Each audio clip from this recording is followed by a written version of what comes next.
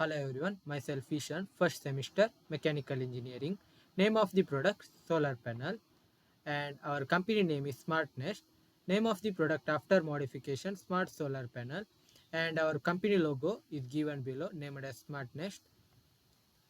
Feedback collected during empathy, mentioning some of the requirement and feeling about the product as said by the customers during the empathizing activity. First one, low cost. Second one, it should be store energy in rainy season also. Third one, small size with the high energy storing capacity. Fourth one, the panel should rotate where there is a more sunlight emission is occurring.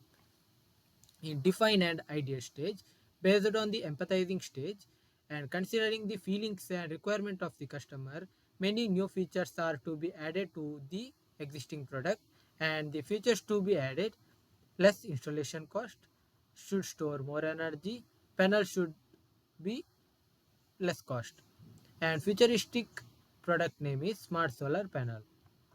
And in prototype stage, the real working model has to be manufactured.